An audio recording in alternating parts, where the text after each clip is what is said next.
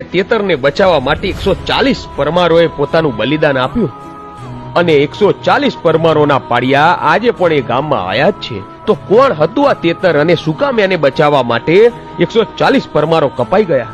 અને કહેવાય છે કે મૂડીના માંડવરાય દાદાના મંદિરના ટોચ ઉપર સાંજે જ્યારે મોર આવે અને પછી જ આરતી કેમ થાય છે.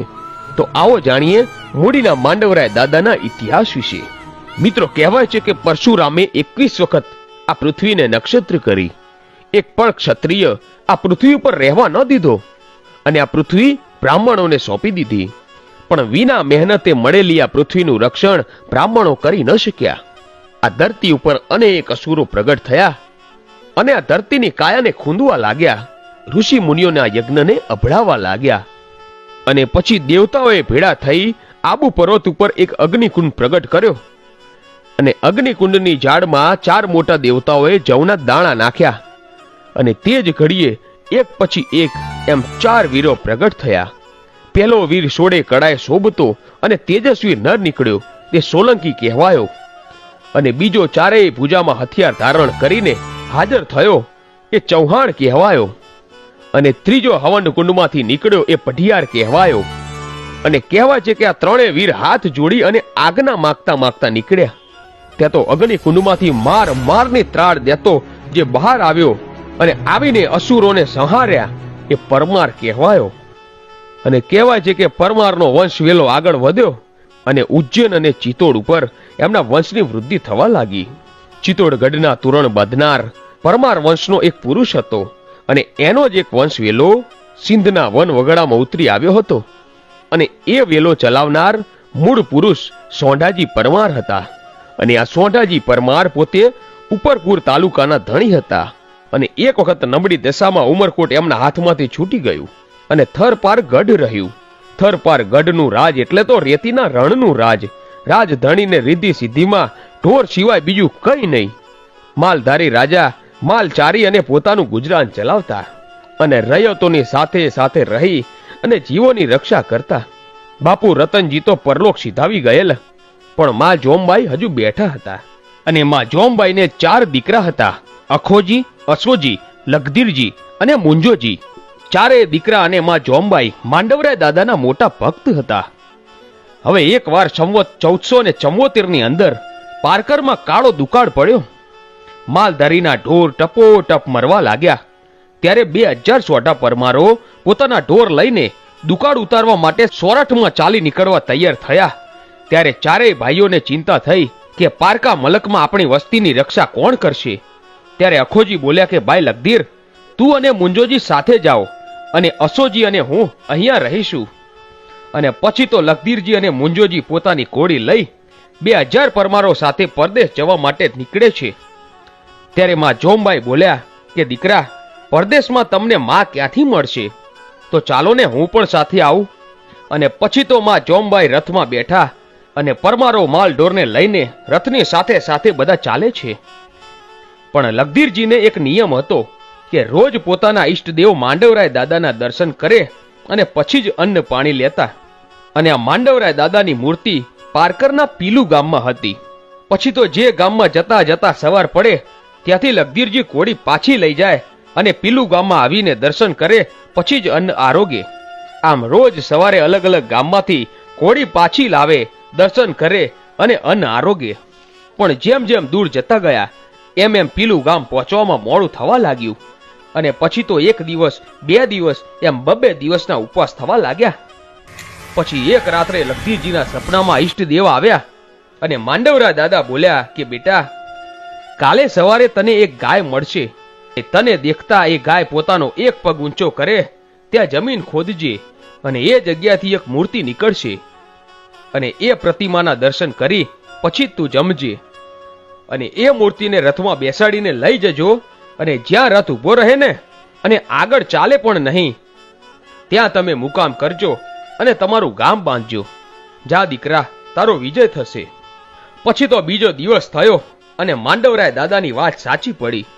પાંચાળ ભૂમિમાં માંડવ ડુંગરની ધાર ઉપર જ ગાય મળી અને એ જગ્યાએ ખોદકામ કરતા મૂર્તિ મળી આવી.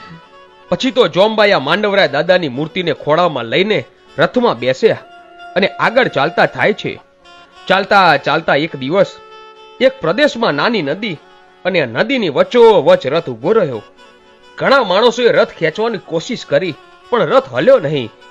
પછી લખધીરજીએ માંડવરા દાદાની મૂર્તિ સામે હાથ જોડીને કહ્યું કે હે ઠાકર, તે દિવસે તમે સપનામાં કહેલું કે જ્યાં રથ ઉભો રહે ત્યાં મારે ગામ બાંધવું અને ત્યાં રહેવું, પણ આ તો નદીની વચ્ચોવચ કઈ રીતે ગામ બાંધવું?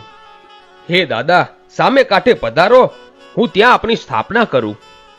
આટલું બોલીને લખધીરજીએ રથમાં હાથ મૂક્યો ત્યાં તો રથ ચાલવા લાગ્યો અને સામે કાંઠે જઈને ઉચાળા મૂક્યા, નાના નાના ઝૂંપડા બાંધ્યા અને નિર્જર ભૂમિની અંદર પરમારોની ભેંસો, ગાયો, બકરા અને ઊંટો ચરવા લાગ્યા.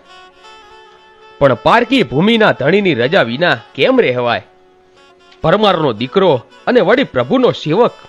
પછી લખધીરજીએ તપાસ કરી અને ખબર પડી કે વઢવાણના રાજા વિસળદેવ વાઘેલાનો આ મલક છે. પછી લખધીરજી રાજાની ડેલીએ આવ્યા ત્યાં તો રાજા વિસળદેવ ચોપાટ રમે છે. ત્યાં જઈ લખધીરજીએ વિસળદેવને રામ રામ કર્યા અને રાજાને આ લખધીરજી સાથે જાણે જૂનો નાતો હોય એવી રીતે રાજાએ કહ્યું કે આવો ચોપાટ રમીએ. જેવી મરજી કહી બંને સાથે ચોપાટ રમે છે. પછી તો સાંજ પડી એટલે વિસળદેવે ઓળખાણ પૂછી. લખધીરજીએ બધી વાત કરી કે દુકાળ ઉતારવા આવ્યા છીએ, રજા આપો તો માલ ઢોર ચારીએ.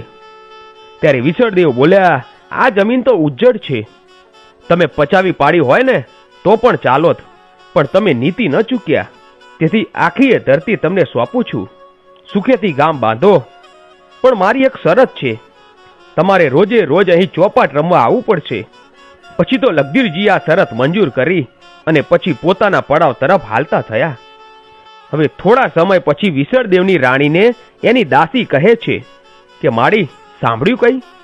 ઓલો રાજપૂત પરમાર રોજ મહારાજ જોડે ચોપાટ રમવા આવે છે ને, એ સિંધમાંથી આવે છે. એને એક જુવાન બેન છે અને મારા મહારાજાને એની સાથે વિવાહ કરવા છે, એટલે તેમને જમીન કાઢી આપી છે. આવી વાત સાંભળીને રાણી હોળાહોળ વ્યાપી ગઈ કે નક્કી મારી સોતન આવશે. અને રાણીનું પિયર સાયલે હતું અને એના પિયરિયા ચબાડ જાતના રાજપૂત હતા. પછી તો પોતાના ભાઈ ભત્રીજાઓને બોલાવ્યા અને કહેવા લાગી કે જો મારી સોતન આવશે ને તો મારું ચલણ મટી જશે અને તમને જે વઢવાણમાંથી ઊભે ગળે ખાઓ છો ને એ નહીં મળે. માટે મારા ભાઈઓ, જાઓ એ કાળમુખા રાજપૂતના લબાચા વેખી નાખો અને મારીને પાછા પારકરનો રસ્તો પકડાવો. ભલે કહી અને સાયલાના ચબાડો તો હાલતા થયા. હવે કઈ રીતે પરમાર સાથે કજિયો કરવો તે વિચારતા હતા. ત્યાં તો એક તેતર જોયું અને આ નાનકડા પક્ષીની એક પાંખ કાપી અને ઘાયલ કર્યું. પછી તે ફરતા ઘેરી અને રાડા રાડ કરતા પાછળ દોડી અને પરમારોના પડાવ તરફ હાકી મૂક્યું. ચીસો પાડતું તેતર પડાવમાં દોડ્યું અને બરોબર માંડવરા દાદાના બાજોટની નીચે સંતાઈ ગયું. માં જોમબાઈ આ કિકિયારી સાંભળી અને બહાર આવ્યા અને એમને જોયું તો તેતરના શરીર ઉપર લોહી ટપકતું હતું. એટલે તેમણે હળવે હાથે તેતરને ઝાલીને લોહીથી તરબોળ આ પંખીને પંપાડવા લાગ્યા અને થરથર ધ્રુજતા તેતરને કહેવા લાગ્યા, બીમા મારા બાપ, હવે તને કોની બીક છે? આ રાજપૂતાણીનો ખોળો છે, હવે તને કોઈ નહીં મારી શકે. ત્યાં તો ચબાળોનું ટોળું આવી ચડ્યું અને લાવો મારો શિકાર, કોના છે આ ઉચાળા? ત્યાં તો બધા પરમારો બહાર નીકળ્યા. શું થયું એમ પૂછવા લાગ્યા. લાવો મારો શિકાર. એક તો ચોરી અને માથે સીન ચોરી. ત્યાં તો ચાપે ચોંબાઈમાં દેખાણા અને ગોદમાં તેતર છે. પછી તો રાજપૂતાણીએ રૂઆબભેર પૂછ્યું કે શું છે ભાઈ? હા, એ જ તેતર જે તમારા હાથમાં છે એ જ તેતર લાવો, અમને પાછું જોઈએ. તેતર તો પાછું નહીં અપાય, એ અમારું શરણાગત છે, અમારાથી પાછું કેમ અપાય? રાજપૂતના શરણે જે આવે ને એની કોઈની તાકાત નથી કે પાછું માગી શકે. પછી ચબાડો કહેવા લાગ્યા કે અમે તમારા ઉચાળા અહીંથી ભરાવીશું. જોમબાઈએ કહ્યું કે સીધ કાળા ઝેર વાવો છો, પરદેશીઓને શું કામ હેરાન કરો છો? અને ચબાડોને તો કજિયો જ કરવો હતો. સામ સામે સમસેરો ખેંચાણી અને આવો મામલો દેખી માતા જોમબાઈએ જુવાન બેટા મુંજોજીને સાદ કર્યો કે બેટા, એક ચકલું તો પણ આપણું શરણાગત હો, આજ આપણે માર્યા વગર છૂટકો નથી. અને ભલે માં કહી મુંજોજી તલવાર લઈ અને ઉઠ્યા અને બોલ્યા કે હું તો પરમારના પેટે ધાવ્યો છું, મેરુ પહાડ ડગમગે, ગિરનાર પડખું ફેરવે તો પણ પરમાર પાછો પગ કેમ માંડે? અને માં જુએ છે ને બેટો યુદ્ધ કરે છે. આવું કાળું ધીંગાણું મંડાઈ ગયું. ચબાડોના તીર ભાલા વર્ષ્યા, પરમારોની ખાંગોએ ખપ્પર ભર્યા.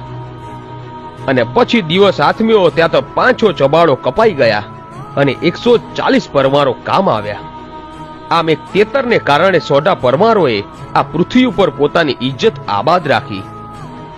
હવે લગધીરજી તો એ વખતે વિસાવદરની ડેલીએ ચોપાટ રમવામાં તલ્લીન હતા અને એમણે આ દગાની ખબર પણ ન હતી. એટલે રાણીએ લગધીરજીને પણ તે જ દિવસે પતાવી દેવાનું કાવતરું રચેલું. સાંજ પડે એ પહેલા વિસળદેવને રાણીએ બોલાવ્યા અને કહ્યું કે હવે અહીંયા બેસો. રાજા બોલ્યા, પણ મહેમાન એકલા બેઠા છે. અરે, મહેમાનને એકલા નહીં રાખું, હમણાં જ એના ભાઈઓની હારે જમપુરીનો માર્ગ પકડાવી દઈશ. રાણી, તમે આ શું બોલો છો? ઠીક બોલું છું, તમારે એની બેન સાથે પરણવું છે કા? પણ આજ તો મારા ભાઈઓએ તમામ રાજપૂતોને જમપુરીમાં પહોંચતા કર્યા હશે. વિસાવદરે બધો ભેદ સમજ્યા અને દોડતા દોડતા ડેલીએ આવ્યા અને લગધીરજીને કહે છે કે ભાઈ લગધીર, તારે માથે આફત છે, ફરી અહીંયા ક્યારે આવીશમાં?